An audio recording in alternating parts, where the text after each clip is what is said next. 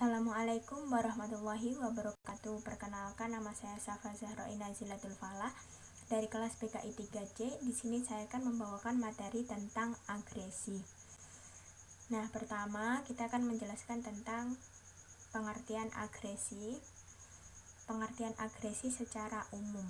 Agresi merupakan segala bentuk perilaku yang bertujuan untuk menyakiti orang lain, baik secara fisik maupun psikisnya.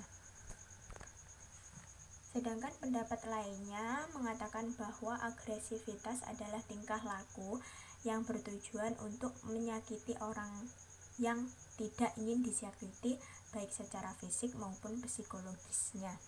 Pendapat lain dikemukakan oleh Baron dan Birne. Mereka mengatakan bahwa perilaku agresif adalah perilaku individu yang bertujuan untuk melukai atau mencelakakan individu lain yang tidak menginginkan adanya atau datangnya tingkah laku tersebut. Dari beberapa pendapat yang telah dikemukakan oleh para ahli di atas, kita dapat menyimpulkan bahwa agresivitas adalah tingkah laku manusia yang dilakukan dengan tujuan untuk menyakiti manusia lain ataupun terhadap objek benda, baik itu secara fisik maupun secara non-fisik. Bentuk-bentuk agresi. Agresi dapat dikelompokkan atau diklasifikasikan menjadi beberapa jenis. Yang pertama, yang A adalah agresi fisik aktif langsung.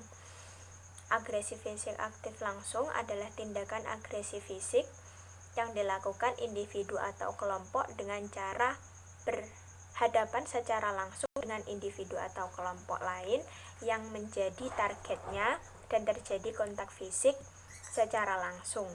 Contohnya adalah memukul, mendorong, dan lain sebagainya. Kedua adalah agresi fisik pasif langsung. Agresi fisik pasif langsung adalah tindakan agresif fisik yang dilakukan oleh individu atau kelompok dengan cara berhadapan dengan individu atau kelompok lain yang menjadi targetnya, namun tidak terjadi kontak fisik secara langsung. Contohnya adalah demonstrasi, aksi mogok dan aksi diam, dan lain sebagainya. Yang selanjutnya adalah agresi fisik aktif tidak langsung.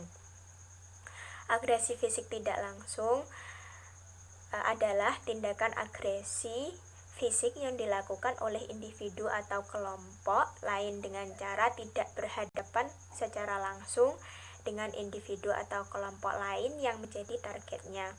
Contohnya adalah merusak harta yang menjadi target itu, membakar rumahnya, menyewa tukang pukul atau menyewa tukang pembunuh bayaran, dan lain sebagainya. Keempat adalah agresi fisik pasif tidak langsung.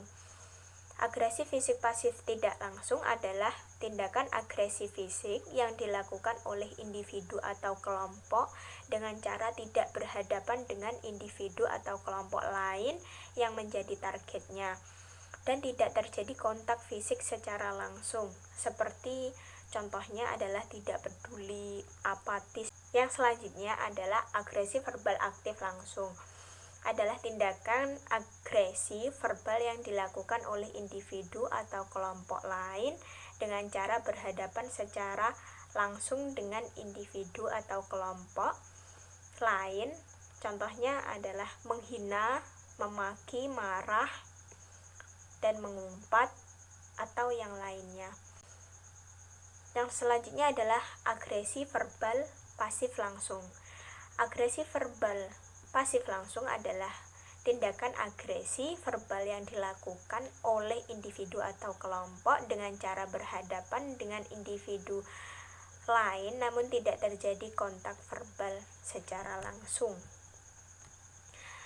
Contohnya adalah menolak bicara atau bungkam. Selanjutnya adalah agresi verbal aktif dan tidak langsung. Agresi verbal aktif tidak langsung adalah tindakan agresi verbal yang dilakukan oleh individu atau kelompok dengan cara tidak berhadapan langsung dengan individu atau kelompok lain yang menjadi targetnya. Contohnya adalah menyebar berita bohong atau fitnah, dan mengadu domba. Selanjutnya adalah agresi verbal pasif tidak langsung. Agresi verbal pasif tidak langsung yaitu tindakan agresi verbal yang dilakukan oleh individu atau kelompok dengan cara tidak berhadapan dengan individu atau kelompok lain yang menjadi targetnya dan tidak terjadi kontak verbal secara langsung. Contohnya adalah tidak memberi dukungan, tidak menggunakan hak suara atau golput. Faktor-faktor penyebab perilaku agresif itu ada beberapa faktor. Yang pertama adalah faktor biologis.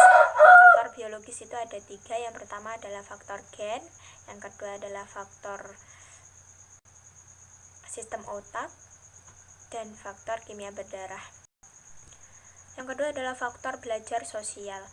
Faktor belajar sosial ini adalah seperti contoh adalah adanya individu yang menyaksikan perkelahian dan pembunuhan meskipun sedikit pasti akan menimbulkan rangsangan dan memungkinkan untuk meniru model kekerasan tersebut. Teori-teori tentang agresi dibagi dalam 2 kategori utama, yaitu teori-teori yang berpendapat bahwa agresi bersifat naluriah atau merupakan kodrat bawaan manusia. Contoh kasus yang terjadi adalah yang baru ini mungkin sedang terjadi adalah kasus pembunuhan seorang anak berusia 10 tahun yang menyelamatkan ibu dari kejahatan seksual.